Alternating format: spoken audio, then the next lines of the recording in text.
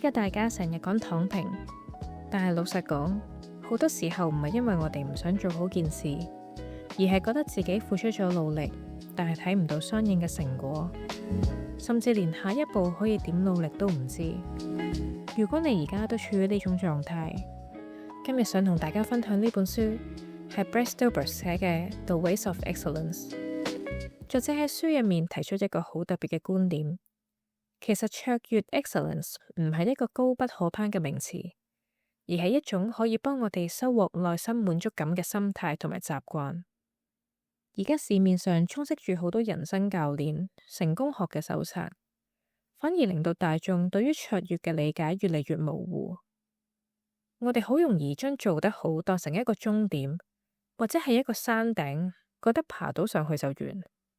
但係作者覺得追求卓越，其實就好似太陽花天生會跟住太陽轉咁樣，係一種植根於人類深處嘅內在慾望。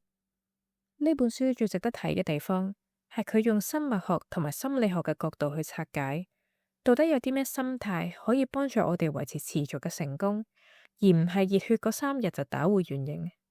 由生物學嘅角度睇，人類天生就有一種內在嘅成長驅動力。我哋唔單止想生存，更加想活得繁榮。喺現代嘅生活入面，呢種力量就表現為你想學新嘢嘅慾望，想進步嘅衝動，同埋想發揮天賦嘅心態。現代科學甚至幫我哋畫出咗一條進步嘅路線圖。我哋每個人開始一件事嘅時候，都係由唔知道自己唔知啲乜嘢而開始嘅。隨住時間同埋重複練習，我哋會行到去第2個階段，有意識嘅無能。喺呢個時候，你會清楚睇到自己嘅缺點同埋不足。坦白講，呢個階段係最痛苦嘅。不過只要你捱得過，你就可以進入第3階段，就係有意識嘅有能力，開始做得到。最後經歷過無數次嘅練習，你就會去到最高境界，冇意識嘅有能力，去將技能變成本能。你聽落可能會覺得呢個過程好難、好遙遠，但其實我哋每一個人喺人生入面一早已經行過呢條路無數次。最簡單嘅例子就係我哋細個學行路，由係咁跌低到要好專注咁行，到而家你行路根本就唔使用腦。其實個道理係一樣嘅。而喺心理學角度去睇，當我哋將注意力放喺一件具體而且對自己有意義嘅任務上面，無論係湊大個小朋友，逐個字去磨練一份手稿，定係好用心咁打理一個花園，都能夠為內心帶嚟一種好深層嘅安定。作者喺書入面講咗一句好深度嘅說話，佢話真正卓越嘅展現，能夠將我哋同喺宇宙之中嘅位置連埋一齊，喺嗰一刻，好似平息咗周圍混亂世界嘅所有嘈雜咁樣。所以卓越同你係咪天才冇關，佢更加多係講緊我哋日復一日面對生活嘅方式。而呢一種卓越嘅藝術，其實始於我哋嘅內心。我哋對努力抱住啲咩內在立場，決定咗我哋係會向住偉大成長啊，定係向住平庸嗰方面萎縮。好彩呢啲心態唔係天生嘅，而係可以後天培養。作者歸納咗5個最核心嘅心態，分別係關心、專心、自律、自信同埋積極。第一係關心 care。如果我哋根本唔真心在意自己做緊嘅事，就絕對冇可能做到卓越。當然，選擇去關心一件事係有風險同埋機會成本嘅，因為你好可能會失敗、會失望。但係一旦你願意投入心力，你就會發現呢件係你做過最有意義嘅事。第2係專注 focus。呢件事喺而家呢個年代係越嚟越難。現代嘅娛樂機制基本上就係要引誘你分散注意力，令到持續專注變得好唔舒服，甚至好似冇可能咁樣。大家可以想象專注力其實係一塊肌肉，我哋可以透過訓練去強化佢，而且喺日常生活入面，我哋係要好好保護專注力。第3係自律。自律其實就係諗法同埋行動之間嗰條橋梁。好多人做嘢中意去等有靈感、有動力嗰一刻，但係作者話呢種其實係必敗嘅策略，因為個現實其實係行動往往係產生靈感嘅前奏，而唔係一個結果嚟嘅。好多領域入面最頂尖嘅大師之所以咁叻，個原因就係佢哋長期採取行動，特別係喺嗰啲我今日完全唔想做嘢嘅日子入面，佢哋仍然會喐手去做一啲嘢。第四係自信 confidence， 真正嘅自信係證據嘅反應，而唔係盲目嘅傲慢。我成日覺得真正有自信嘅人，往往都係安靜、好謙虛嘅，佢容得下自我懷疑，而唔係覺得自己絕對冇錯。呢種自信係當你踏實咁樣去投入工作，面對障礙同埋挫折之後，幫自己累積我做得到嘅具體證據，從而產生嘅自然副產品。最後係積極甘順，行去卓越嘅路，地形一定會好崎嶇。我哋冇可能喺旅途嘅每一分鐘都保持住最初嘅熱情。具備積極心態嘅人，佢會允許自己喺必要嘅時候暫時偏離一下軌道。例如，當你經歷咗一次好重要嘅 pitching， 但係失敗之後，你會允許自己沉一日頹一日，然後第二日你又可以帶住重新煥發嘅活力重回正軌。好啦，講完心態之後，我哋就要諗下點樣將卓越變成一件我哋可以反覆執行嘅事。喺呢個充滿干擾嘅世界入面，習慣就係一種可以帶領我哋前進嘅節奏。久而久之，習慣塑造嘅唔單止係成果，仲要喺呢個過程入面，你究竟成為咗一個點樣嘅人？想實行好嘅心態，最直接嘅方法就係將佢變成一個 routine。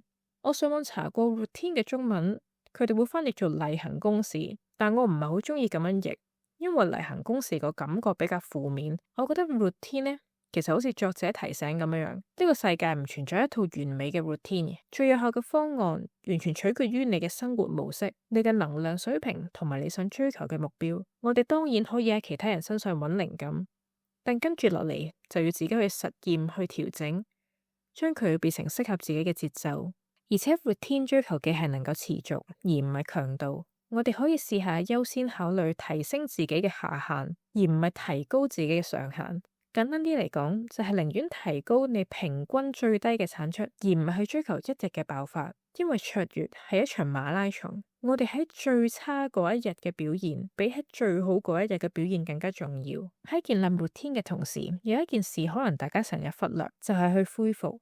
休息絕對唔係可有可無嘅點綴，而係必需品。科學研究話俾我哋聽，當你面對嘅壓力越大，無論係正面嘅壓力定係負面嘅壓力，你所需要嘅休息同埋恢復呢，其實就越多。好似去散步、游水、去大自然行下、同朋友見個面、心情睡眠，又或者只係一個好短嘅午睡，呢啲全部都係有科學根據，真正幫到個腦充電嘅休息方法。當你有咗心態，又有咗好習慣，剩落嚟嘅就係去實踐。但係現實往往係殘酷嘅。講到實踐，作者劈頭第一件事就係叫我哋學識去取捨。好多人幻想可以做到完美嘅平衡，乜都做到最好，但係作者話呢種平衡只係一種幻覺。我哋冇可能同時做好所有事。如果你逼自己咁樣做，好快你就會精神崩潰。Brad 提出我哋應該以貴節嘅概念去經營你嘅人生，或者你喺20幾歲嘅時候選擇加倍去投入事業，到咗30幾歲嘅時候，你就可能會選擇加倍咁投入家庭。呢個世界冇絕對嘅對與錯，但係大前提係你需要有意識咁樣去揀。另外，書入面好強調身邊嘅人對我哋嘅深遠影響，所以第二步係建立你嘅社群。我諗冇乜人會希望自己去到生命嘅盡頭嘅時候，雖然成就咗一切，但係犧牲咗過程入面你在乎嘅人。我哋成日話失敗乃成功之母，但係老實講，失敗嘅感覺真係唔係幾好受。當你遇到挫折嘅時候，家人同朋友往往係支撐你繼續行落去嘅一個好大嘅力量。呢個就係我哋需要社群嘅原因。同時，我哋要磨練自己嘅內心。因為冇任何一件事係可以一夜之間變得卓越，時間同埋重複係不可或缺嘅條件。最後，我哋成日喺度講自律、講取捨，但係千祈唔好忽視咗快樂。快樂一啲都唔膚淺，相反，佢係你耐力嘅燃料。我哋要識得享受成個過程，而唔係一定等到去終點先至允許自己開心。兜兜轉轉又返到嚟起點，卓越其實係人類天生嘅渴望，係我哋投入生活嘅一種方式。喺呢段旅途入面，你成為咗邊個，同埋到達終點時你係邊個同樣咁重要。持續嘅成功從來都唔係睇一次嘅英雄式爆發，佢更加係你每一日都喺度執行緊，而且同你價值觀完全一致嘅微小行動。今日介紹嘅書係《The Way of Excellence》，作者係 Brad Stulber， 出版社係 Harper One， 喺2026年1月出版。如果今日介紹嘅內容能夠令你發個好夢，可以 follow 我啊！我哋下個星夜再見，早唞。